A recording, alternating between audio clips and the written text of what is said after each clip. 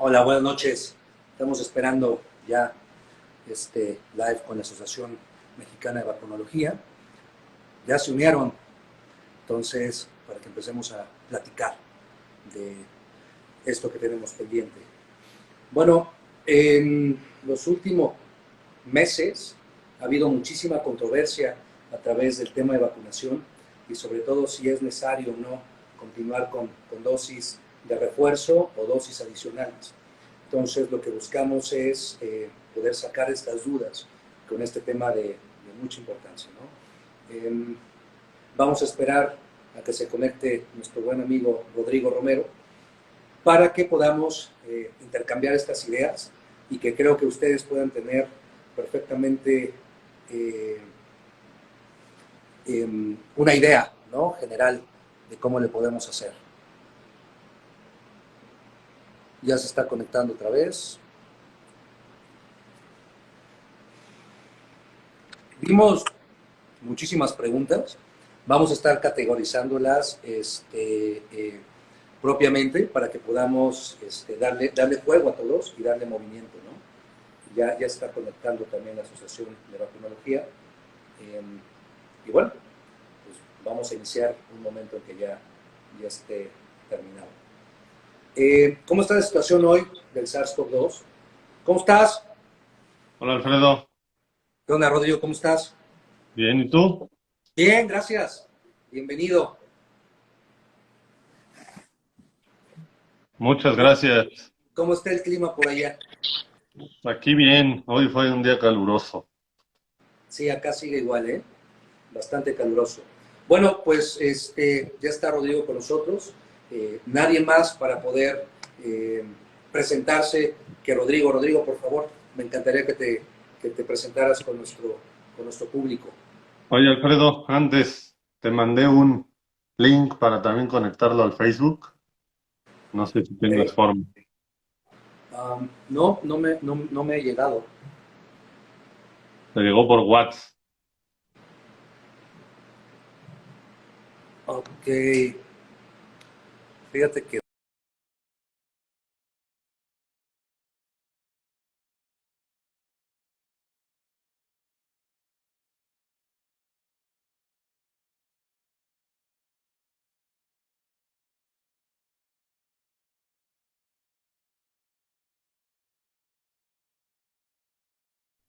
ya están las dos, ¿no? Ya está en las dos, solo no te ves en el video de...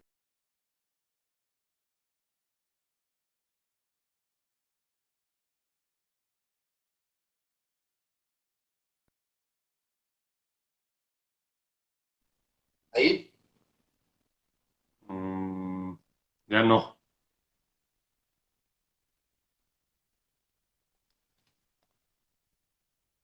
A ver, déjame corregirlo.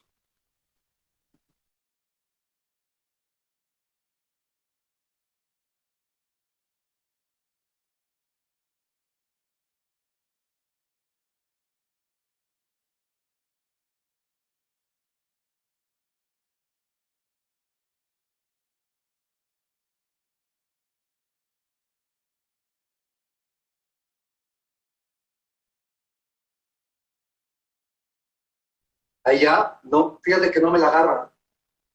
No, si no, si quieres lo hacemos en Instagram y después lo pasamos a Facebook. Dale, sin problema. Perfecto. No se diga más. Pues seguimos.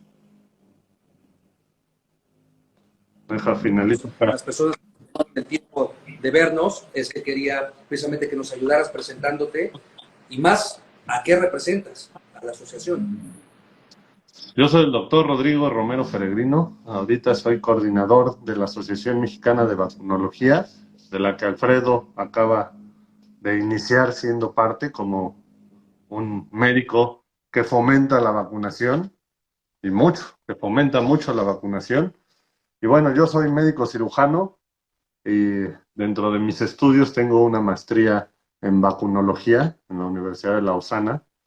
Y entonces el chiste es que hoy platiquemos un poco de las vacunas de SARS-CoV-2 y tantas dudas que hay. Sí, claro, mira, atascado de preguntas, ¿no? Atascado. Y lo que queremos hacer es poderle darle movimiento porque la gente tiene muchísimas ganas de saber qué pasa. Y ya sabes, desde el magisterio con Cancino, desde si hay que poner refuerzo, desde la diferencia, ¿no? Si podemos platicar importante sobre la diferencia de vacuna de refuerzo y vacuna adicional, porque son otros conceptos diferentes, ¿no? Iniciamos con esta charla, si tú quieres, con la pregunta clara, ¿no? ¿Cuándo puedo darme una dosis de refuerzo de la vacuna contra el COVID-19? ¿Qué responderías? Pues yo respondería que ahorita hay que esperar. Hay muchos estudios que están en proceso dependiendo de la vacuna. Salió un estudio de Astra y un estudio de Janssen, que son vacunas parecidas por cómo están hechas, que son de vector viral, que si alguien se pone una dosis de refuerzo a los 6 meses, mejora el número de anticuerpos, que hay que tener claro que la inmunidad no solo son los anticuerpos, también hay la inmunidad celular, que también se ha visto que funciona en estas vacunas. Entonces, se están estudiando las dos líneas, pero todavía no está aceptada de estas vacunas que estamos hablando de vector viral la dosis de refuerzo. Apenas salieron los estudios que se están revisando por las autoridades. Y la única que sí está aceptada ahorita, tanto en Estados Unidos como en Inglaterra, en México todavía no se acepta, son las vacunas de ARN mensajero, la de Pfizer y la de Moderna, que se recomienda una dosis después de los 6 meses de tener las dos dosis iniciales a personas que catalogamos que tienen más riesgo y son personas mayores de 65 años y personas que son mayores de 18 años pero tienen alguna enfermedad que los hace de mayor riesgo y que su respuesta inmune disminuye con el tiempo. No sé, tú también seguro has revisado muchas cosas que puedas sumarle. No, totalmente de acuerdo contigo. Digo, hacer esta parte de diferencia entre dosis de refuerzo, que es la que estamos platicando ahorita, personas que empiezan a recibir esta fuerza, este refuerzo, ¿no? Que platicaba los Estados Unidos, sobre todo de estas vacunas que bien mencionas, ya sea Pfizer, BioNTech o Moderna. Y por el otro lado, la dosis, si se tiene que dar o no adicional, ¿no? Que eso es lo que se platicaba hoy en día sobre las personas que tuvieran algún tipo de inmunosupresión o que no hubieran desarrollado en un periodo corto de tiempo algún tipo de inmunidad, ¿no? Entonces, yo creo que estamos en el mismo canal en esa parte. Es muy pronto y es bien importante que la gente que nos ve, es muy pronto que en México tengamos este tipo de esquemas de vacunación y que debemos de seguir con los que están indicados. Una pregunta que nos hacen siempre, todo el tiempo, y es importantísimo. ¿Qué tendrías que decir, Rodrigo, de quién tiene que autorizar las vacunas? Porque es muy, muy importante, ¿no? Los que nos preguntan, oye, yo me vacuné con Cancino, pero ¿qué crees? En la Unión Europea no me la aceptan. Y si yo quiero viajar allá, no me la van a aceptar. ¿Me puedo poner otra vacuna?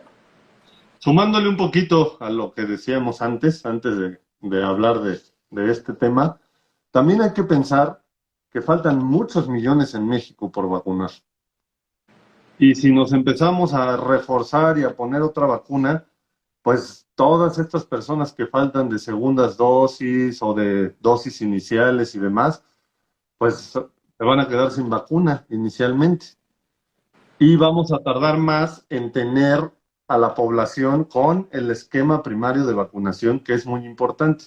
Entonces hay que tener un poco de paciencia y dar chance a que más personas se vacunen, porque pues necesitamos que toda la población esté vacunada para que esto empiece a disminuir y no vuelva a subir, sobre todo. Ya está disminuyendo ahorita un poco, pero que no vuelva a subir.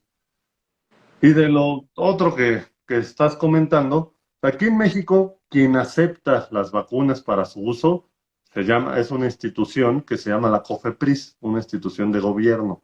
Y ellos, para aceptar su uso en el país, revisan diferentes estudios o información que les proporcionan los fabricantes para usar la vacuna. Y si se dan cuenta, en México tenemos 9 vacunas aprobadas. 9 vacunas. Realmente hemos usado 8, porque una que es la Covaxin no ha llegado ni una. Pero si nos comparamos con otros países, Estados Unidos tiene 3 aprobadas, Europa tiene 3 aprobadas, etcétera, etcétera. En México se han aprobado tantas vacunas por la necesidad de tener dosis para la gente. En Estados Unidos no se han aprobado más porque ahorita tienen de sobra. Y bueno, son las diferentes formas que manejan los países para poder tener el número de vacunas para la población. No sé si tú detectes lo mismo que yo. Al tener esta sobreinformación tanto del SARS-CoV-2, de la enfermedad COVID-19 y de las vacunas, al tener tanta información en tiempo real y el acceso que tienen las personas a ella, comienza esta cosquilla, ¿no? Porque evidentemente no es ajeno a nosotros que en otros lugares, en otros países, están probando con esquemas mixtos, están probando con otro tipo de vacuna, están sugiriendo, inclusive la Unión Americana, que vacunen, por ejemplo, el Johnson con una de ARN mensajero, y entonces la gente cuando recibe ese tipo de información aquí en México, empieza a generar esta fricción. Por ejemplo, tomo mucho el tema de CanSino, porque tengo muchos pacientes del magisterio que he visto aquí y que me avisan y que me preguntan mucho. Y yo les hago esta reflexión, mira, pues CanSino hace un par de semanas sacó su avance, ¿no? En los estudios que está haciendo en su fase 3, y bueno, al final del día, yo no he visto tanto maestro ahorita infectado con. Ahora, yo te haría la siguiente pregunta, que es algo que he platicado mucho con mis pacientes y quiero que tú también nos aportes. ¿La vacuna es efectiva o eficaz? ¿Estás de acuerdo? Porque creo que hay que hacer esa diferencia para que la gente nos comprenda si es eficaz o efectiva y de acuerdo contra qué. Y los dos términos son correctos dependiendo de, de dónde venga la información. Eficacia es qué tanto protege la vacuna de acuerdo a un estudio realizado, un estudio controlado, donde hay casos y controles, donde se ponen placebo, a unos le ponen la vacuna, a otros placebo, y se compara. Y entonces son estudios de 30,000, 50,000 personas, que son los estudios que llamamos fase 3, los que nos dicen la eficacia. Y la efectividad es la que vemos cuando ya se empieza a usar en la vida real, porque todas las vacunas se siguen revisando y se sigue estudiando la eficacia y la seguridad. A esto se le llama la fase 4.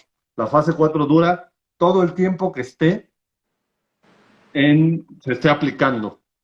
Y entonces, cuando vemos estas, bueno, se aplican todas estas en el mundo real y se hacen las estadísticas para ver qué tanto protegen, vemos la eficacia y hay la efectividad, y hay estudios de efectividad gigantescos con las vacunas de COVID-19, por decir, con la Sinovac, hay estudios de hasta 13 millones de personas en Chile, con la de Pfizer, también de millones en Europa y en Estados Unidos, igual la de Astra, la de Moderna, y digamos que el término nos dice qué tanto protege la vacuna, solo que uno es en un estudio controlado y el otro ya es en la vida real.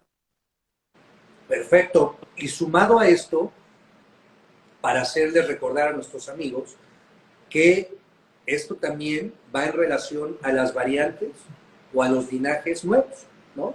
Que la realidad es que la vacuna está desarrollada para una cepa específica y que de ahí salen los linajes y las variantes y que evidentemente la vacuna también ayuda, pero en algunos casos disminuye su eficacia y su efectividad. Sí, así es. Muchos de los estudios de efectividad se han hecho para ver la variante Delta, porque al final ya estábamos usando las vacunas cuando empezó el cambio de variantes y la variante Delta se hizo predominante. Entonces, estamos viendo que las vacunas disminuyen un poco su efectividad con la variante Delta, pero siguen siendo efectivas y siguen protegiendo contra la enfermedad, pero es muy importante que se tengan los esquemas completos, cumplir los esquemas completos. Otra pregunta que nos hacen y que yo he visto con pacientes que personalmente he atendido es, doctor, yo me puse las 2 de Pfizer y aquí estoy con COVID positivo, ¿y qué va a pasar? O sea, la vacuna no funciona, ¿para qué me la puse? Ya me habían dicho, me había puesto otra, Y entonces empieza esta serie de preguntas que hay que de alguna manera educar, porque al final del día hay que hacer esta diferencia y que va muy de la mano con el tema anterior de efectividad y eficacia, de para qué sirve la vacuna, cuál es el objetivo de la vacuna hoy y para qué es necesario que sigamos vacunándonos. Esto no es nuevo, lo vemos en otras vacunas como la de influenza, que las vacunas previenen, lo más importante inicialmente es prevenir la enfermedad sintomática y los casos graves. Y dependiendo de la vacuna, vemos que algunas pueden prevenir la transmisión y algunas pueden hasta erradicar un virus, como es el caso de la viruela, como puede ser el caso de la hepatitis B, del sarampión, de la rubiola. En el caso de la vacuna de COVID-19 se parece mucho a la vacuna de influenza, donde nos da una protección contra, una muy buena protección contra las enfermedades graves, contra las formas graves del COVID, sobre todo hospitalización y muerte por COVID, y la efectividad o eficacia puede ser un poco menor en el COVID sintomático o en la infección. Pero lo que sí está demostrado es que las personas vacunadas, comparado con las personas no vacunadas, cuando se infectan, rápidamente empieza a disminuir su carga viral y rápidamente dejan de ser contagiosos, comparado con los no vacunados que siguen siendo contagiosos por varios días. Entonces, también estar vacunado ayuda a disminuir el contagio. No, eso que mencionas es cierto. Yo he podido disminuir la mortalidad y he visto la mortalidad, cómo ha disminuido desde el proceso vacunal. En cuanto tengas tu esquema completo, mayor protección vas a tener contra el ingreso hospitalario, obviamente la ayuda de ventilación mecánica y la muerte. Lo hemos podido ver en mis pacientes, han avanzado bien, se recuperan más rápido, pero eso no exime de que puedan desarrollar también un proceso neumónico, obviamente más leve y menos grave de lo que pudiera haber sido si no se hubieran vacunado. Ahora, algo que nos preguntan también frecuentemente aquí en la consulta. Déjame sumarle algo a lo que ¿Perdón? dijiste. Déjame sumarle algo a Sí, lo que dijiste. claro, claro. La realidad que estamos viendo hoy es que la pandemia y los casos graves son de los no vacunados, de Exacto. los que tienen esquemas incompletos o de los que no tienen ninguna dosis. Ya vemos muy pocos casos graves con las dos vacunas. Es una Totalmente. realidad. Totalmente. Lo que nos preguntan y pasa, y que seguramente también te han de hacer, es, doctor, me puse la vacuna contra el SARS-CoV-2 para prevenir el COVID-19 hace 2 días y comencé a presentar tos, fiebre, ¿no? Malestar general y continúan sobre esa base. Y la pregunta es, oye, doctor, ¿la vacuna me puede dar la enfermedad? Digo, tú lo sabes perfectamente que no te puede dar la enfermedad. Exacto. La vacuna no puede dar la enfermedad y muchas veces pasa, yo he tenido varios pacientes así, que ya estaban contagiados, porque hay que recordar que el periodo de incubación del virus va desde 5 hasta 15 días. Entonces yo me puedo contagiar, me pude haber contagiado el 15 de septiembre porque me fui de fiesta a dar el grito y demás, 15 y 16 estuve de fiesta, y entonces me pongo la vacuna hoy y mañana me siento mal y digo, ay, es la vacuna, pasado también, y los siguientes días y toda la semana ya estoy mal, y luego me hago una prueba, como tú dices, y salgo positivo. No es culpa de la vacuna, yo ya estaba contagiado. La vacuna no puede hacer que alguien salga positivo. Y tú lo has visto y creo que todos hemos tenido pacientes en esta línea. Ni modo, ahora sí que es una coincidencia, mala coincidencia, pero no le da el tiempo a la vacuna, porque de que nos vacunamos a que estamos protegidos necesitamos 15 días aproximadamente para poder evitar que el virus cause la enfermedad. Ahora, es el mismo caso, ¿estás de acuerdo? Esto es en la primera vez que se vacunan. ¿Qué pasa en el periodo intervacunal? ¿estás de acuerdo? Donde no han desarrollado los títulos de anticuerpos suficientes o mínimos necesarios, y pasa lo mismo. Totalmente. Doctor, ya me enfermé, seguramente es la vacuna, no tenía que ponérmela, pero lo que sucede es que también no se cuidan durante el periodo entre una vacuna y otra, y surge la posibilidad de que se puedan contagiar. Eso es bien importante que lo podamos añadir, porque es muy, muy prevalente ese tipo de preguntas, ¿no? Y satanizan de alguna manera la vacuna cuando realmente no es culpa de la vacuna, sino es culpa de todo este tema de entenderlo. Ahora, Y luego, ahí hay otra pregunta, ahora yo te digo, si me dio en este periodo entre vacunas, ¿me debo poner la segunda dosis o no? es una excelente pregunta. En lo personal, por supuesto que sí. Termina tu periodo de enfermedad, que generalmente esperemos que sea leve, y después de ese periodo puedes apuntarte de nuevo tu dosis de vacuna, por supuesto que sí. Así es. Y lo más importante es cumplir el periodo de aislamiento, porque si no van, se vacunan y van a transmitirle a todos los demás. Entonces, Sí, sí, yo estoy de acuerdo contigo. totalmente. Ahora, ¿cómo ves el panorama de la doble carga que me han preguntado? Doctor, ¿me puedo poner, ahora que venga, porque hay muchos jóvenes que todavía no se han vacunado, la vacuna de influenza junto con la de COVID-19? Sí, sin problema. Y es más, muchos se las van a tener que poner en poco tiempo.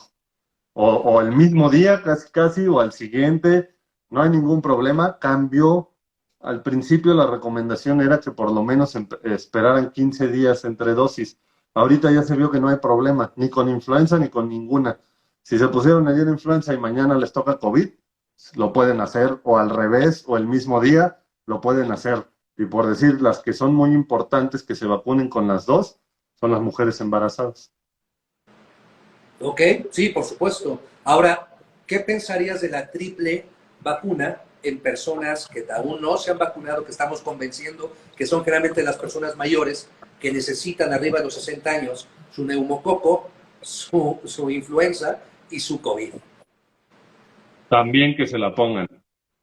Recuerden que nuestro organismo tiene la capacidad de atacar y conocer diferentes antígenos, tanto que a los niños les ponemos en un día, en un día que van a su vacunación, le ponemos la hexavalente que trae seis vacunas, rotavirus y neumococo.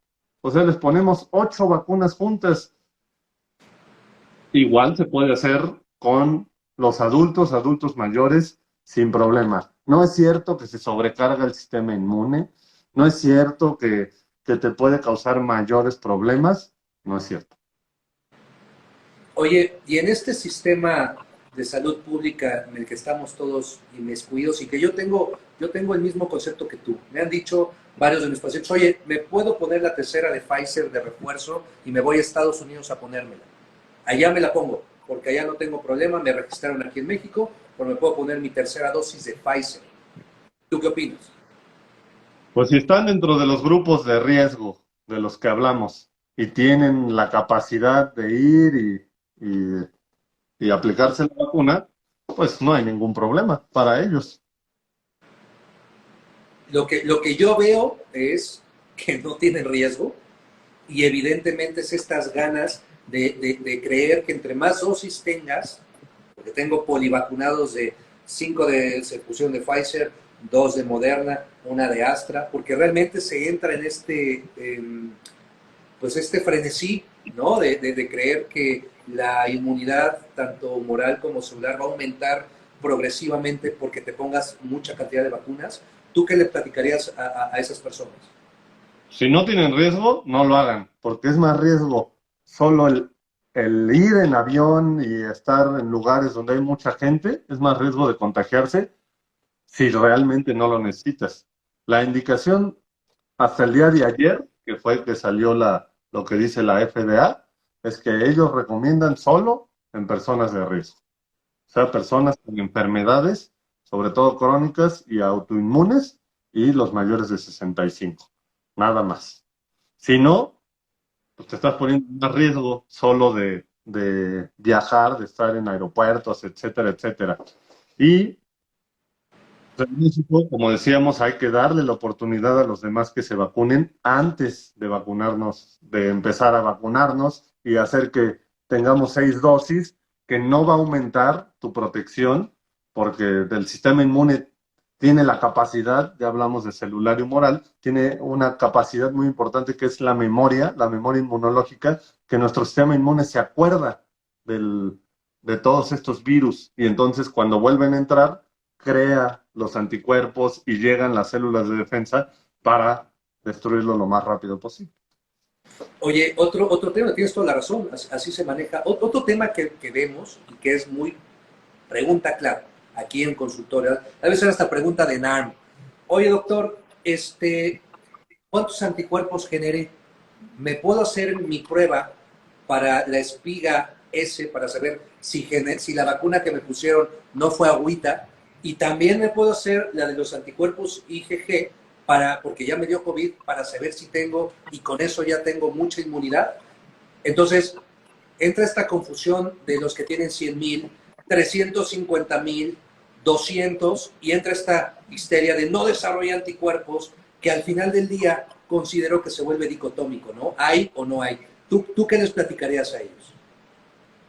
Primero que la medicina no es blanco y negro, no es como que me puse una vacuna y me apretaron un botón y entonces el botón de activado, ya estoy activado en mi sistema inmune y entonces voy a tener millones de anticuerpos. No, no es así, no. Lamentablemente la biología es un poco más compleja que eso.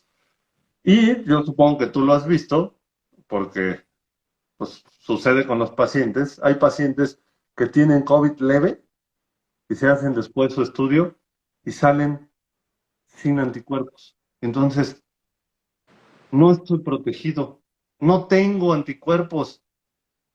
No es así. Los estudios nos están demostrando que aunque no tengas anticuerpos detectables, está toda esta parte de la inmunidad celular que a veces, bueno, no a veces, en casi todas las enfermedades es mucho más importante porque en la inmunidad celular está la memoria tanto de las células T como de las células B, que unas son las que van a generar los anticuerpos. Pero bueno, hay estudios que lo que estudian son estas células que hacen, se les llaman las clonas, que no es tan fácil de hacer como ir ahorita a un laboratorio y me hago un estudio para ver si tengo células de memoria.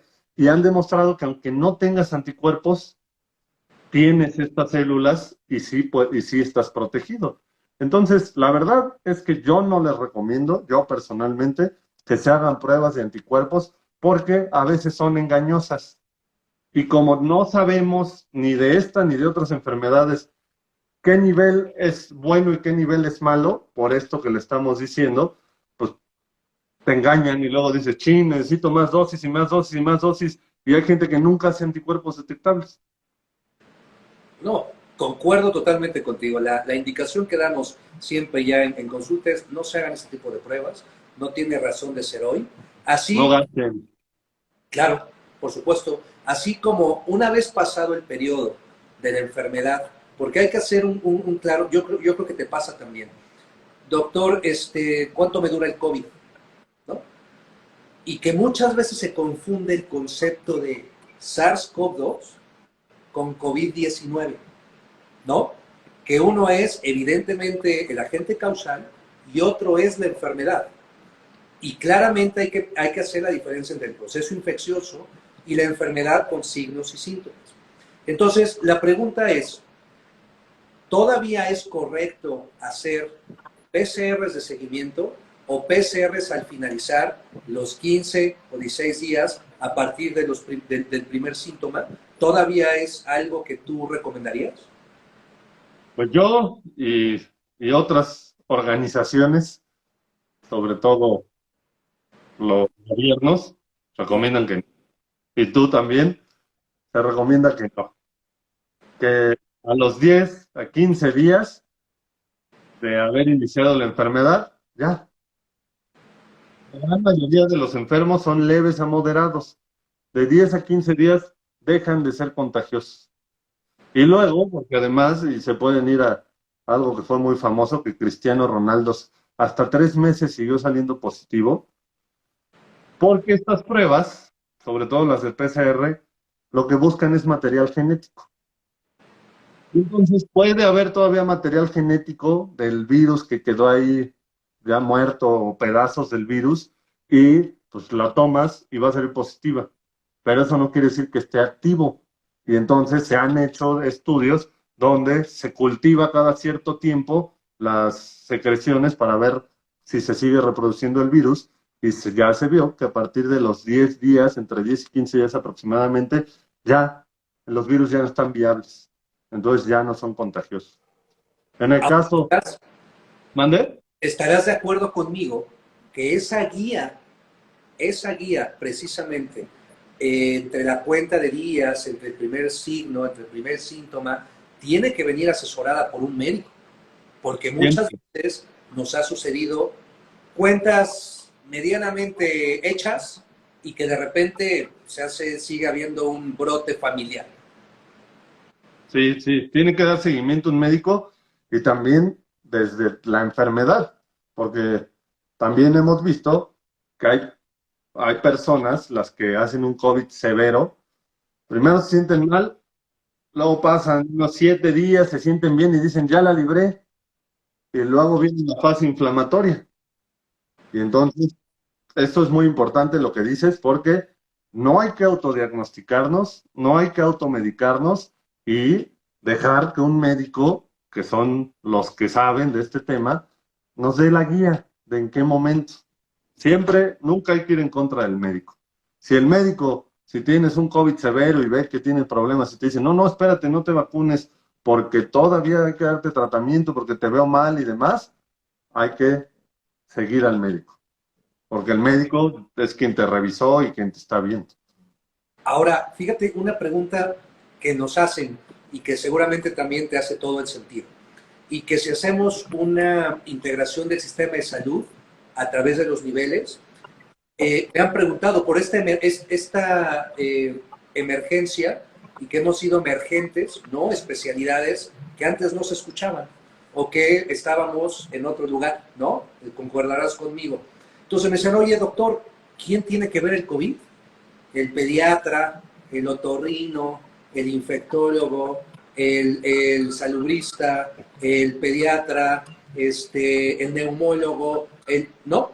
Y hay que recordar, y que a lo mejor concuerdas conmigo, que en el primer nivel de atención, ¿quiénes están viendo los pacientes portadores de COVID? ¿No? ¿Quiénes son los que están ahí al frente? Entonces, la recomendación que yo siempre he dado y que me encantaría que tú retroalimentaras es, debe de vernos un médico que tenga expertise atendiendo pacientes por COVID. No sé qué me podrías nutrir. Estoy de acuerdo, yo creo que todos los médicos estamos viendo COVID.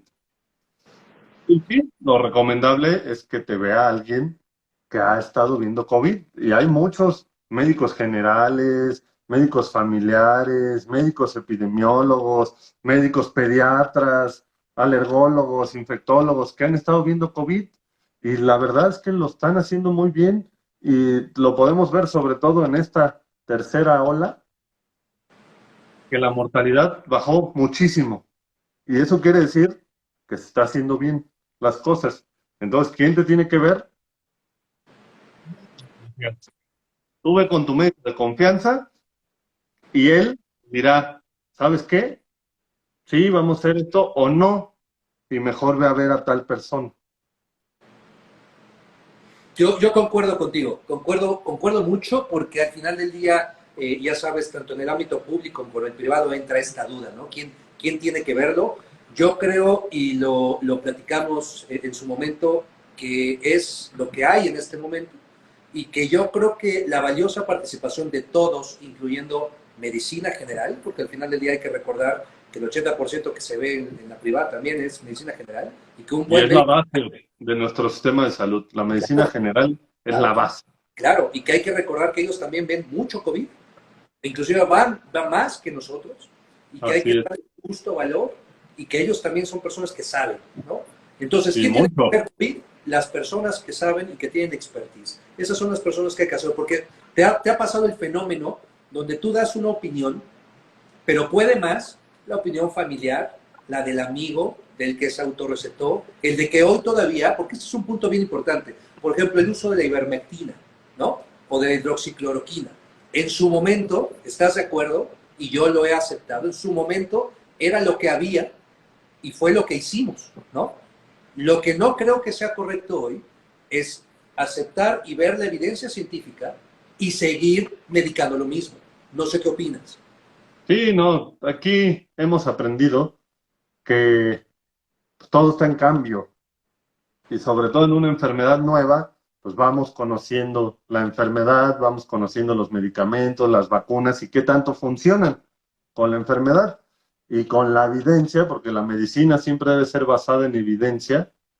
Debemos de decidir si cambiamos las diferentes actividades que hacemos para tratar una enfermedad. Y ahorita creo que ha sido un ejemplo perfecto de que se han dejado de usar medicamentos como los que dices, como antibióticos, que se empezaron a usar al principio y hoy vemos que no funcionan, y se ha aprendido a manejar esta enfermedad de una manera adecuada, bajando la mortalidad impresionantemente. Oye, ¿y qué opinas? ¿Qué opinas que sigue? Ya hemos visto que la semana pasada, en semanas pasadas, la reintroducción ya de nuevas vacunas, la oferta, la vacuna patria que está pendiente y que yo creo que en el mercado tendremos en su momento ya para escoger, habrá en algún momento, no en este, y es lo que yo he platicado. Yo le comento mucho a mis pacientes, la mejor vacuna es la que esté en tu brazo, ¿no? Es la que tú tengas acceso en este momento y es la que tú tengas. Hoy no tenemos un menú. ¿Tú qué vislumbras? ¿Tú cómo ves este proceso pandémico? Y de la mano, ya sea de las vacunas para agarrar una pinza y del otro lado de tratamiento específico, ¿no? Para que podamos realmente cerrar este broche. Pues de las vacunas hay ahorita muchos desarrollos, tanto desarrollos de nuevas vacunas como modificaciones de las vacunas actuales, que es a lo que le están llamando en algunos lugares las vacunas de segunda generación, que vamos a ver probablemente la necesidad de refuerzos o no, la necesidad de vacunas distintas para variantes nuevas de COVID, que sería maravilloso que sucediera lo que pasó en 2013, que el SARS desapareció de repente, pero el SARS-1 podríamos llamarlo, pero aquí no se ve que eso pueda suceder, que sería otro camino, pero pues ahorita los dos caminos en vacunas, uno es ver si se necesitan refuerzos de las vacunas que hoy tenemos y las vacunas de segunda generación, si vamos a necesitar vacunas para las variantes o con las que tenemos es suficiente.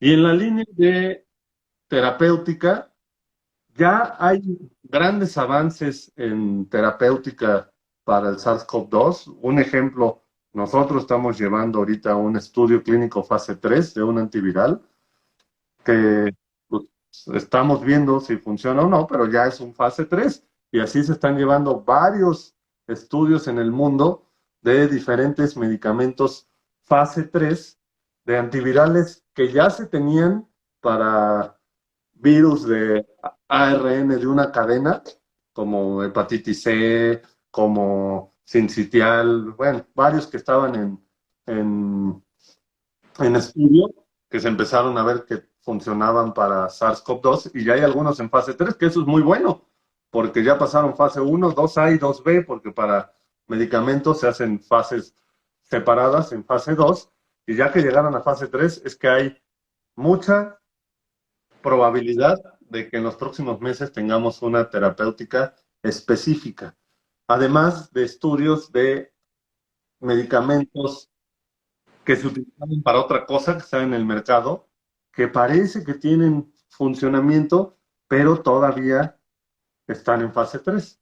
No voy a decir nombres ni nada, Así, porque volvemos a la automedicación que no queremos que suceda cuando todavía no tenemos los datos científicos a la mano.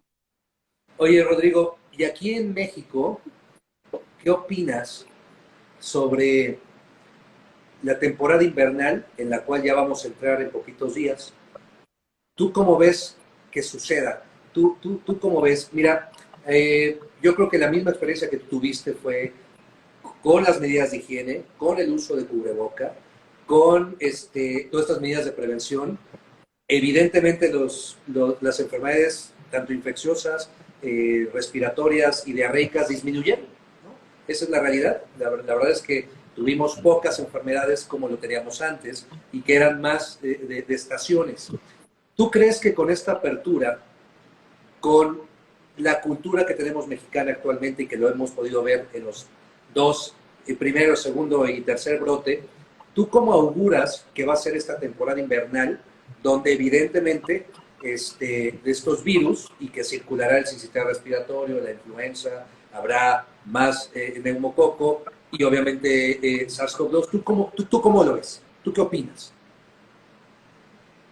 La verdad yo me quedaría en pronóstico reservado.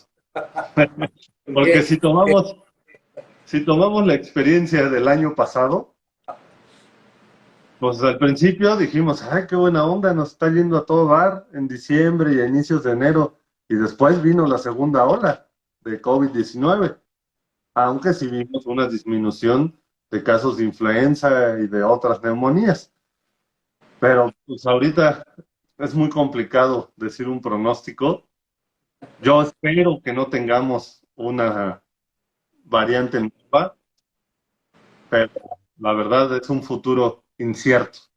Pero lo que sí decimos es que para lo que tenemos hoy, hay vacunas. Para lo que vemos normalmente en invierno, hay vacunas, que son hoy COVID, bueno, no normalmente, solo el año pasado, influenza, que eso sí normalmente, y neumococo. Entonces, hay que vacunarnos con las tres. Nunca en la historia habíamos vivido una pandemia, que ha habido muchas en la historia de la humanidad, con una vacuna disponible. yo, Entonces, pues, esto cambia la historia. yo también creo firmemente en lo que dices. Y me gustaría empezar a cerrar nuestra charla sobre el uso de la vacuna contra influenza y por qué es importante vacunarnos contra influenza cuando hay que recordar que con esta variante Delta, los estudios de caso, ¿te acuerdas cuando empezaron nuestros estudios de caso sospechoso y confirmado de SARS-CoV-2 al principio, y que fue variando y nutriéndose hasta volverse extremadamente sensible? ¿Estás de acuerdo? Hoy, entre la variante Delta y su nueva sintomatología como flu-like, la gripe, ¿no? La gripe, el catarro común, la alergia. ¿Por qué sería tan importante vacunarnos? Pues primero porque clínicamente no vamos a saber cuál es cuál clínicamente. Entonces, si nos vacunamos contra lo que se pueda vacunar, pues vamos a evitar todas estas enfermedades parecidas al catarro o a la gripe, que muchas pueden ser COVID y entonces vamos a estar transmitiendo COVID, o influenza y vamos a estar transmitiendo influenza, o bueno, la alergia no, ahí sí los que tienen alergia pues les va mal en invierno. Pero sí, es importante la vacunación y siempre lo ha sido. Y hoy que tenemos pues en la cabeza más que nunca las vacunas, hay que usarlas. Es algo que ha traído beneficios a la humanidad gigantes y que hoy tenemos 26 vacunas contra 26 enfermedades infecciosas. Totalmente. Algo que preguntan mucho, y me voy a ir ya a las preguntas para que empecemos a cerrar, esta, me encanta definir la parte, ¿no?, médica sobre la reinfección, ¿sale? Reinfección y recaída, ¿no? Porque me dicen, oye, ya me dio COVID, ¿me puedo reinfectar? Sí. Oye, ¿puedo recaer? Sí. La realidad es que va en sentido en el tema de reinfección porque no hemos podido tal vez llegar a explicar qué significa reinfectarte. Entonces, me encantaría que nos ayudaras. Tú una y yo otra. Yo reinfectar y tú recaído. Perfecto. Reinfectar es que te infectaste una vez, se te quitó y ya no tienes el virus y pasa un tiempo y vuelves a infectarte con un virus. Eso es reinfectar. Perfecto.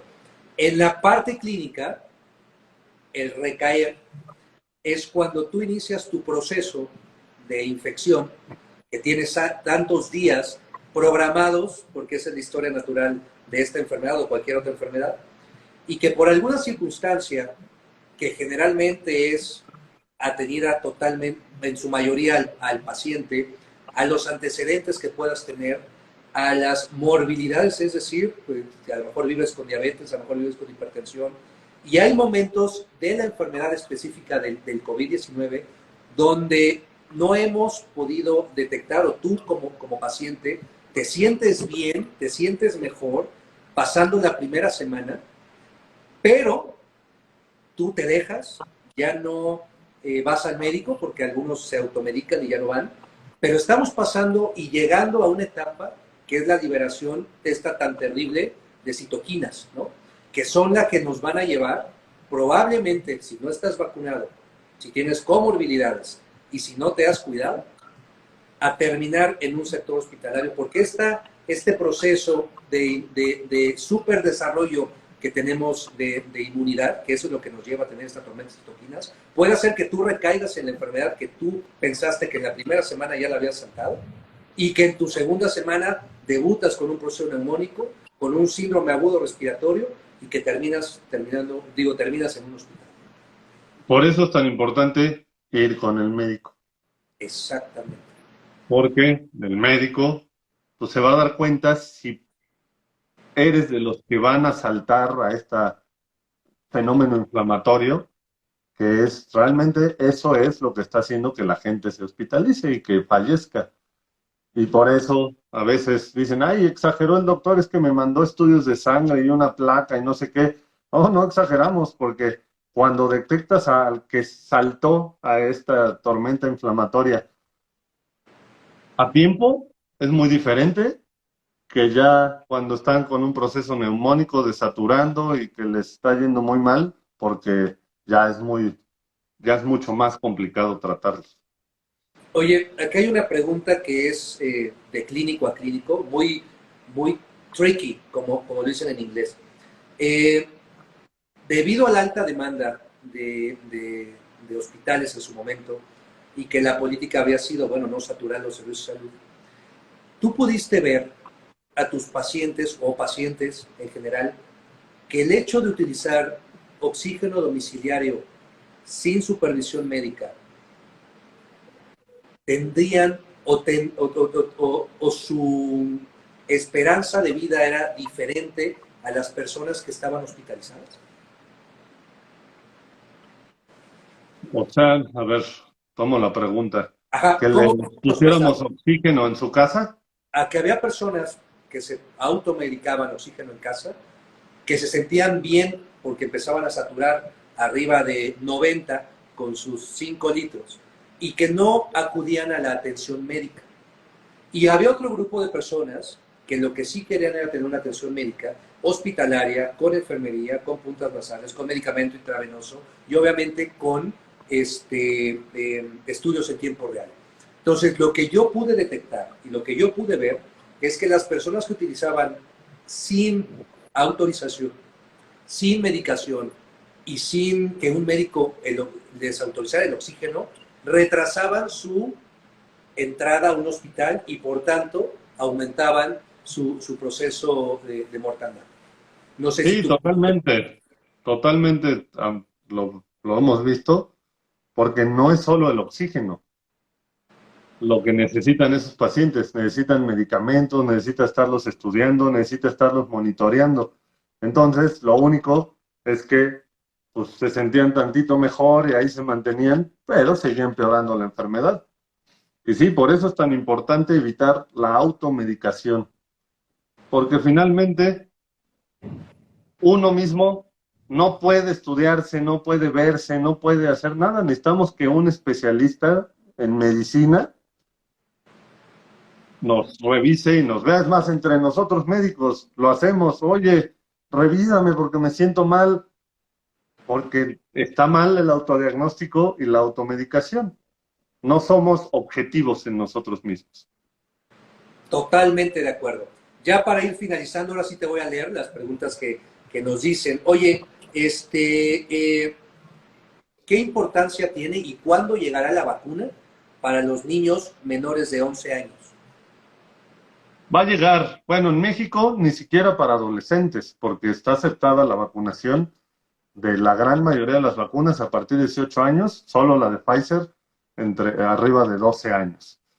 Va a llegar poco a poco porque ya están saliendo los estudios de fase 3 en niños, que ya salió uno de Pfizer demostrando que sí funciona, pero tienen que pasar todos los procesos regulatorios. Y además, pues todavía tenemos muchos en los otros grupos que están, que faltan de vacunarse. Entonces vamos a acabar lo que ya empezamos y después empezamos con los otros grupos. O sea, va a llegar, sería algo maravilloso que pudiéramos vacunar a todos de jalón, pero pues eso es algo utópico en este momento. No tenemos ni suficientes vacunas, ni los estudios todavía suficientes para decir que todos nos podemos vacunar. Entonces va a ir poco a poco, hay que tener un poco de paciencia, porque como decíamos y como dijiste, nos tenemos que basar en la evidencia. Excelente, ese es un buen punto. Bueno, ya contestamos. Las reacciones alérgicas o los ESAVIS más frecuentes que te han tocado en vacunación contra el COVID. Vamos a dividir en las reacciones graves y las reacciones no graves. El gran porcentaje son reacciones no graves y son molestias en el sitio de aplicación, que se ponga rojito, que se sientan cansados, que les dé fiebre, un poco de dolor de cuerpo y ya. Muy raro son las reacciones anafilácticas, que sería la alergia grave a la vacuna. Han sido muy raros los casos. Son más raros que alguien que come ostiones o pulpo y le da una reacción alérgica grave, o que le pica una abeja o una avispa o miles de cosas. Es más raro que te pase con una vacuna que con eso. No sé Excelente. tú cómo lo has visto. No, totalmente de acuerdo, totalmente de acuerdo. Enrojecimiento en el sitio y listo. La mayoría les va muy bien. Eso es algo que hay que exponer para que la gente le pierda el miedo a vacunarse y que ahorita que viene la temporada invernal, que no quitamos el dedo del renglón, vamos a tener un coctelillo ahí andante y que vale la pena prevenir. Otra pregunta que te hacen muy clara es, ¿puedo recibir la vacuna de COVID-19 si tengo antecedentes de alergia? Sí. Solo si tienes antecedentes de alergias, anafilaxias con alguna otra vacuna, tienes que estar bajo supervisión médica. No es que no la recibas, nada más que estén preparados por si pasara algo. Ha sido muy raro, pero la recomendación es, si tienes una alergia, tuviste una alergia con una vacuna, sí te puedes vacunar bajo supervisión médica. Bien. ¿La vacuna te deja infértil en las damas? Es otra pregunta. Ninguna vacuna, porque eso viene desde la vacuna de papiloma, que se podía dejar infértil. Claro que no, no tiene nada que ver. Nada, Perfecto. Lo mismo que el autismo. Esa ya mejor ni la platicamos. exacto. Ya no hay que mencionarla. Puras mentiras. Perfecto. ¿Cuáles son los signos de una reacción alérgica? Una reacción alérgica grave sucede a los minutos y por eso, si los que han ido a vacunarse, después los dejan en observación 30 minutos, porque una reacción alérgica grave es a minutos y pueden tener manchas en la piel, pueden empezar a tener problemas respiratorios, se puede inflamar cualquier parte, pero es a los minutos de vacunarse o de ponerse un medicamento o de ingerir algún alimento. Una reacción alérgica grave es luego lo hace. Oye, y una pregunta que nos hacen importante en el sector privado. ¿Tú visualizas que nosotros o el sector privado ya pueda vacunar contra el COVID-19?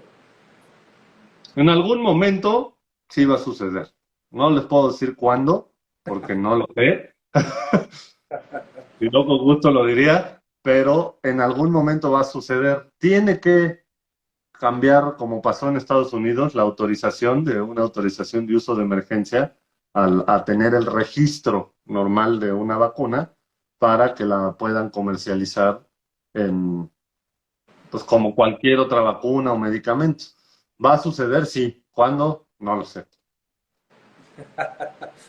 Estoy totalmente de acuerdo. Pues mira, gracias, Rodrigo, por tu tiempo. No, a ti. Gracias también por el espacio y gracias por hacerme acreedor a poder trabajar con ustedes. Me encantaría seguir estos proyectos. Ya se nos pasó casi la hora. Fíjate que salió programado, iba a ser media hora y mira, nos llevamos. Te voy a hacer favor de llegar también las preguntas que nos están haciendo para que en futuras colaboraciones, si tú eres, si nos das la oportunidad de colaborar contigo de nuevo, podamos contestarlas. No sé si quieras darles un mensaje final.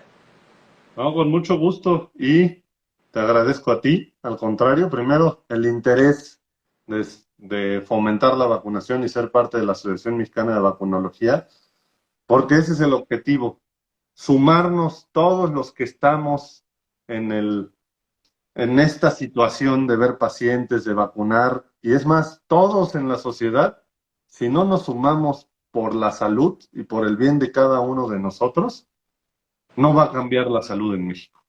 Tenemos que basarnos en la prevención y en la atención primaria para que nuestro sistema cambie.